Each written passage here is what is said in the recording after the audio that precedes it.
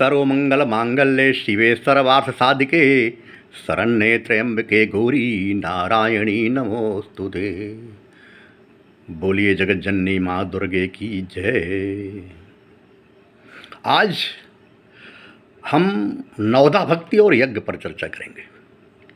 सुनने में यह विषय बहुत अटपटा सा लगता है कि नवधा भक्ति से यज्ञ का क्या संबंध है। यज्ञ अपनी जगह है, नवधा भक्ति अपनी जगह है। आइए इसी पर विचार करते हैं कि क्या यज्ञ और नवधा भक्ति का कोई संबंध है क्या। इसी विषय पर अपन आज चर्चा करते हैं।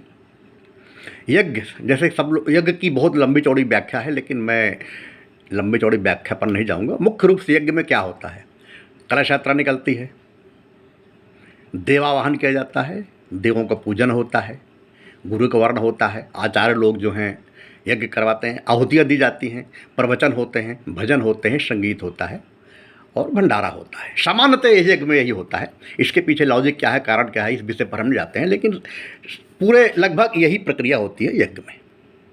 अब इसका नवधा भक्ति के साथ क्या संबंध है, इस पर हम बिंदुवार चर्चा करते हैं। नवधा भक्ति पहले हम जान लेते हैं क्या है। तो भगवान राम ने शबरी को नवधा भक्ति बताया है, उसी पर हम चर्चा करेंगे कि प्रथम भक्ति संतन करे संगा। पहली भक्ति बताया है प्रभु ने कि संतों का संग करना। संत यानी सज्जन व्यक्ति।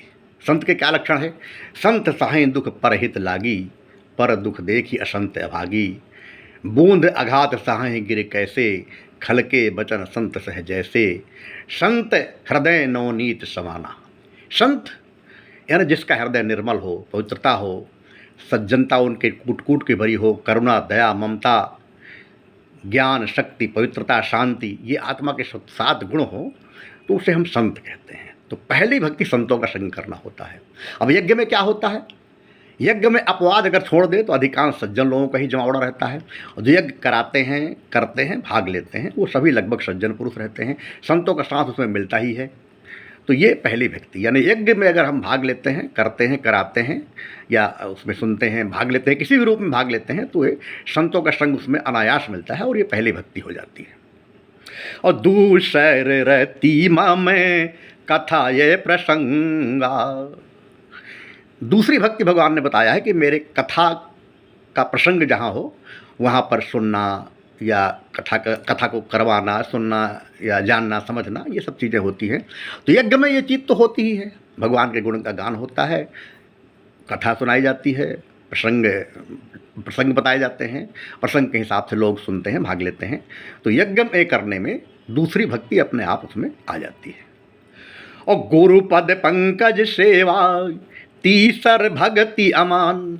गुरु के चरणों की सेवा को तीसरी भक्ति कहा गया है। यज्ञ में गुरु के निर्देश से यज्ञ का संचालन होता है। यज्ञ में गुरु का हम वर्ण भी करते हैं और गुरु के निर्देश से ही पूरे यज्ञ का संचालन होता है। गुरु को यज्ञ में उचित स्थान दिया जाता है, यानी गुरु के चरणों की सेवा यज्ञ में अनिवार्य है, होती ही होती है। इस तरह से तीसरी भक्ति अपने आप यज्ञ करने में हो जाती है। और चौथे भगति मम गुण गणे करई कपट तजिगान।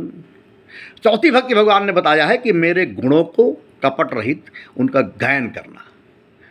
तो यज्ञ में ये काम होता ही है, भगवान के गुणों का बखान होता है, प्रवचन किए जाते हैं, प्रवचन लोग सुनते हैं, सुनाते हैं, जानते हैं, समझते हैं एक दूसरे को। उस समय यज्ञ के वातावरण में एकदम प्रभु के गुण का ही गायन होता है सब जगह से।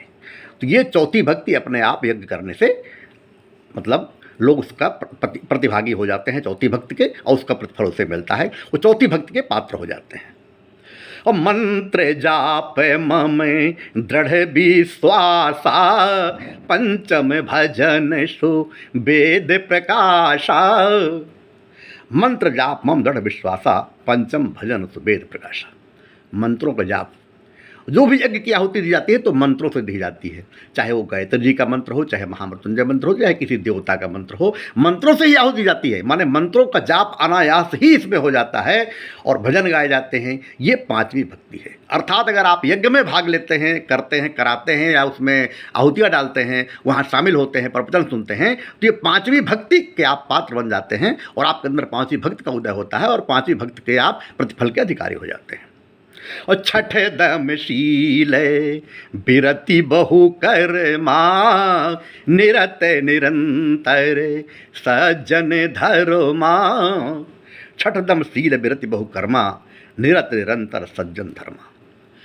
यज्ञ में हमें यही शिक्षा दी जाती है कि आप बुराइयों को दूर करके अच्छाइयों को अपनाइए, आत्मा में सातों गुणों का विकास हो, प्रेम, शांति, सुख, आनंद, ज्ञान, शक्ति, पवित्रता, 7 गुण जब आत्मा में आएंगे, करुणा, दया, ममता आएगी तो आप तृष्णा वासना से दूर होंगे, अहंता से दूर होंगे, छल द्वेष पाखंड झूठ अन्याय की वृत्ति दूर होगी और आप पूरी तरह निर्मल हृदय हो जाएंगी।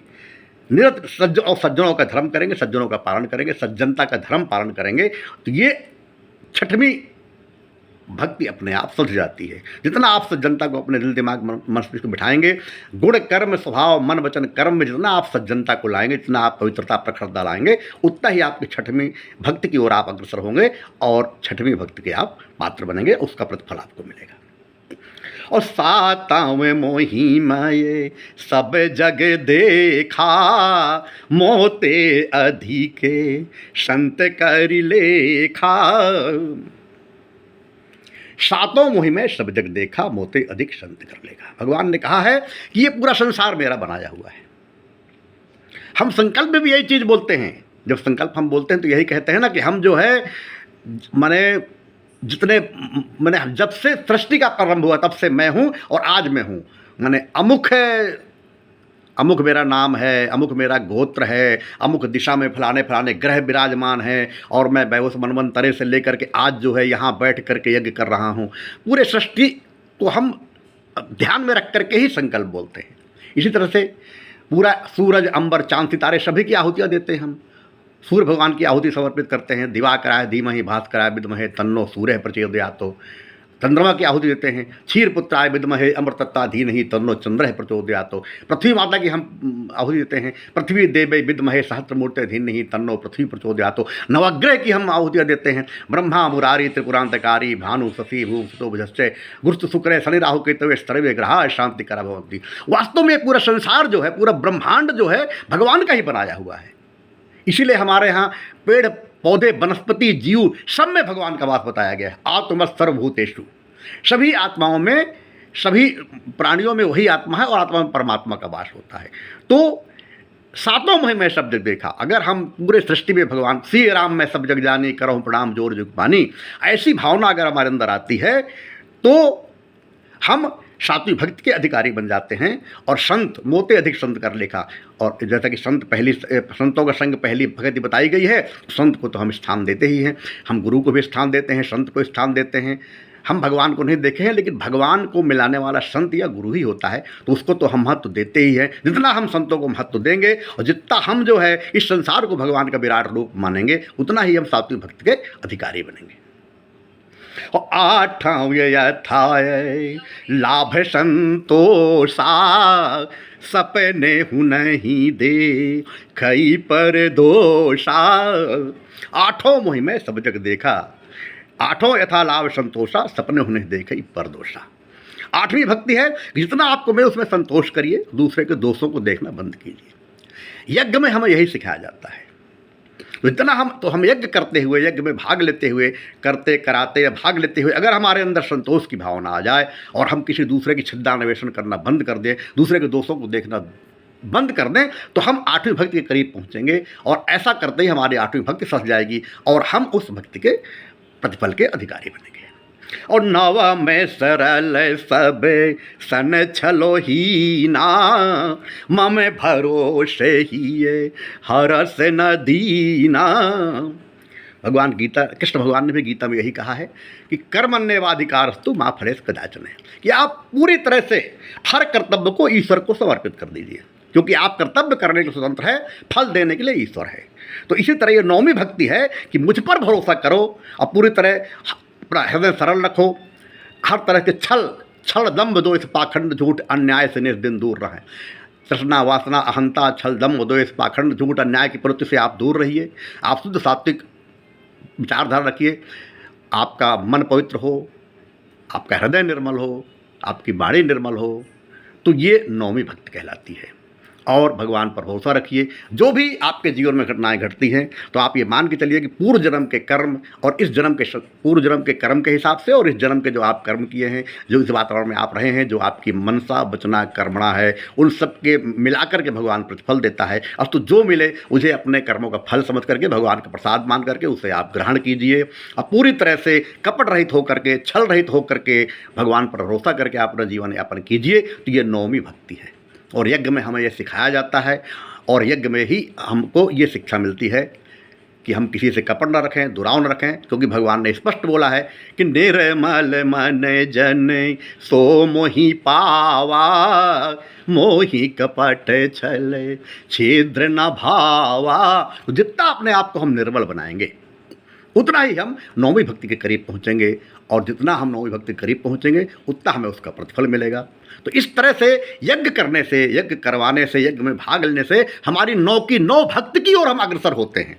अगर अलग से हम कोई और भक्ति नहीं भी करते हैं तो यज्ञ में भाग लेने, करने, कराने से हम नौ की नौ भक्ति के फल के अधिकारी हो जाते हैं।